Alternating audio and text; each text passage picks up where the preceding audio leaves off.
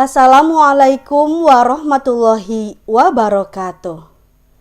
Apa kabar semuanya? Alhamdulillah, luar biasa, Allahu Akbar.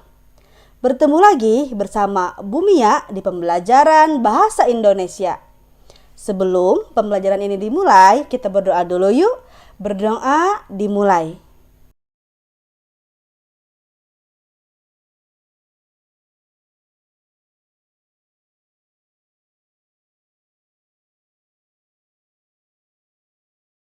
Kita masih dalam masa pandemi COVID-19.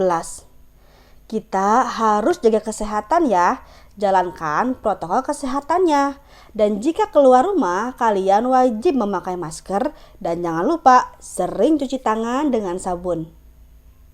Tujuan pembelajaran kali ini, kita akan membahas tentang struktur dan kaidah kebahasaan dari buku fiksi dan buku non-fiksi. Apa saja ya kira-kira? Mari kita simak penjelasannya. Struktur buku fiksi. Struktur buku fiksi yaitu abstrak, orientasi, komplikasi, evaluasi, resolusi, dan koda. Abstrak adalah bagian opsi yang boleh ada dan boleh tidak ada ya. Bagian ini juga menjadi suatu inti dari sebuah karangan teks cerita fiksi. Selanjutnya orientasi. Orientasi berisi tentang pengenalan tokoh yang terlibat dalam cerita dan bagian ini pula yang menjadi bagian awal dari penjelasan dari teks cerita fiksi di sebuah novel. Lalu komplikasi. Pada bagian ini saat-saat dimulainya suatu permasalahan atau munculnya masalah dari teks cerita fiksi dan menjadi daya tarik tersendiri pembaca pada sebuah novel. Lanjut ke evaluasi. Pada bagian ini, jika dalam teks novel adalah bagian pemecahan masalah atau penyelesaian masalah yang sedang dihadapi oleh para tokoh. Resolusi. Pada bagian ini merupakan suatu inti pemecahan masalah dari masalah-masalah yang dihadapi tokoh dan menjadi akhir penyelesaian masalah apakah dapat berakhir dengan baik ataupun berakhir dengan tidak baik.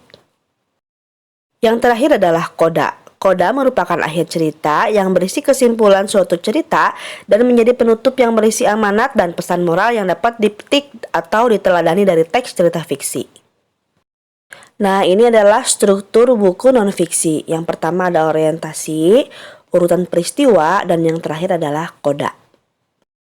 Orientasi. Bagian ini berisi tentang pengenalan tokoh yang terlibat dalam cerita dan bagian ini pula yang menjadi bagian awal dari penjelasan dari teks cerita non-fiksi di sebuah buku. Selanjutnya urutan peristiwa. Urutan peristiwa berisi urutan peristiwa yang terjadi dalam cerita mulai dari awal permasalahan sampai akhir permasalahan. Dan yang terakhir adalah koda. Koda merupakan akhir cerita yang berisi kesimpulan suatu cerita dan menjadi penutup yang berisi amanat dan pesan moral yang dapat dipetik atau diteladani dari teks cerita non-fiksi. Alhamdulillah, pembelajaran hari ini sudah selesai. Mari kita ucap hamdalah bersama-sama.